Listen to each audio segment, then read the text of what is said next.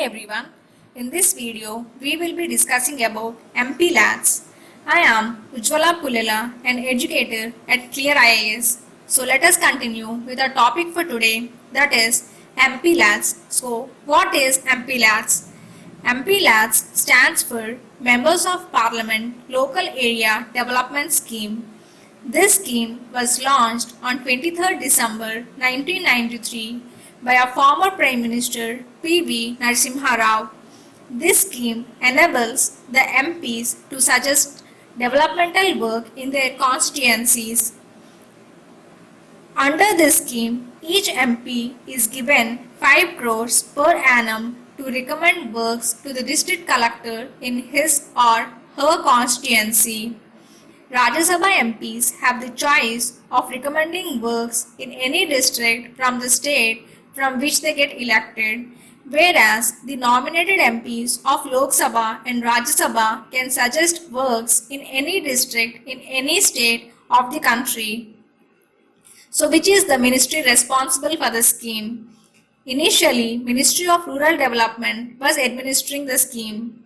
Currently, the ministry which is responsible for the scheme is Ministry of Statistics and Program Implementation. This ministry is responsible for the policy formulation and looks into the working of the scheme. Also, this ministry is responsible for the release of funds required for the scheme. So, what are the features of MP Labs? The annual fund entitlement of Rs 5 crore is released in 2 installments of Rs 2.5 crores each.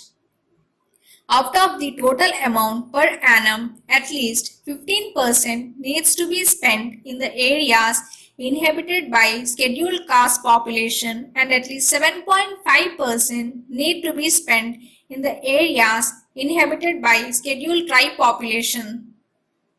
If an MP wants to contribute funds to a place outside his constituency or state, he or she can donate up to a maximum of 25 lakhs in a financial year.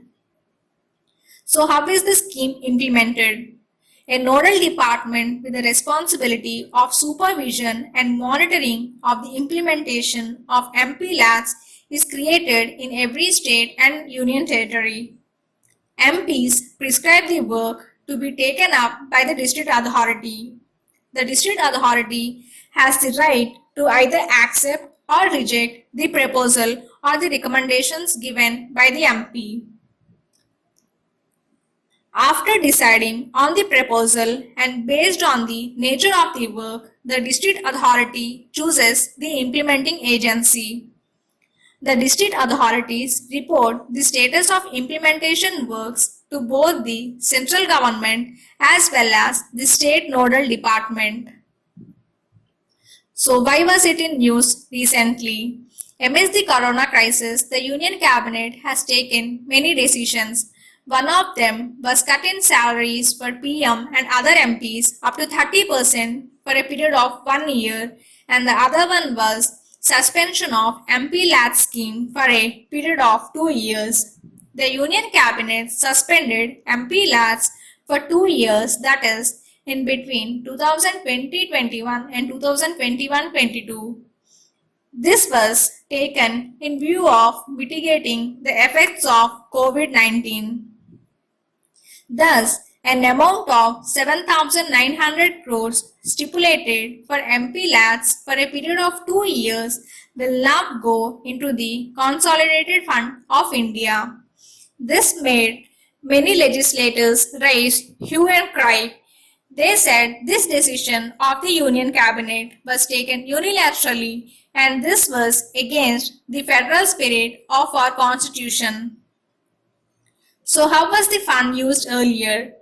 Earlier, MPs have used this fund in the super cyclone in Odisha, Gujarat earthquake, tsunami, Hudhud in Andhra Pradesh, and floods and landslide in Uttarakhand. This scheme is a centrally sponsored scheme and is fully funded by the center. So, what are the advantages of MP Labs? The MP's contribution to his constituency or state becomes more direct, and it also fixes the responsibility and accountability of the MP towards the people of his constituency or state. This scheme doesn't follow one size fits all approach. The assets are created keeping in mind the local needs of the people. For example, a constituency or state might be rich in drinking water facilities, and at the same time it might not have well developed educational or sanitation facilities, or it might have all these facilities but the development of infrastructure like roads might not be good there. So the requirements and the needs of every constituency and state are different. So this scheme does not follow a one size fits all approach, and based on the local needs and requirements of the people, different works are recommended in different constituencies or states. District authorities are empowered. In this scheme, the role of the MP is limited to recommending the works to the district authorities. It is at the discretion of the district authorities either to accept the proposal or reject the proposal. Thus, the district authorities are empowered. Recommendations about MP lads. Supreme Court stated that the accountability regime must be made much stronger. CAG, that is Comptroller and Auditor General of India, found out major financial lapses with the scheme. It recommended that the details of the projects under this scheme must be uploaded for increasing the transparency.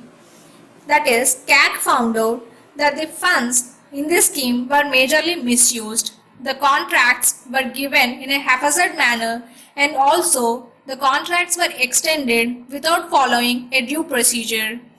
Also, according to the scheme, a registry of the assets created must be maintained. However, CAG found out that in many instances, no registry of such sorts was maintained. So this made the verification of the location and creation of assets very difficult. An internal audit system must be put in place. Drawbacks. So what are the drawbacks of MP lads? Against the principle of separation of powers, the power or the right of the legislator or legislature is policy formulation, whereas executive does the policy implementation. However, in this scheme, the executive role is put into the hands of the legislator. Although it is said that the role of the legislator is limited to recommendations to be given to the district collector or the district authority in charge, most of the district authorities does not have the courage to defy the orders of the MPs. So, a role or the recommendation to be given by the MP becomes an order for the district authority, and most of the times the proposals are accepted. Most of the money is spent during the election years. The fund is relapsable and the funds spill over into the next year and largely remain unspent. That is, the fund of 5 crores which is granted every annum does not lapse at the end of the year, and the amount which is unspent spills over into the next year and gets accumulated over the years and largely remains unspent. That is, the basic need or the basic motto of this scheme, that is asset creation, does not take place.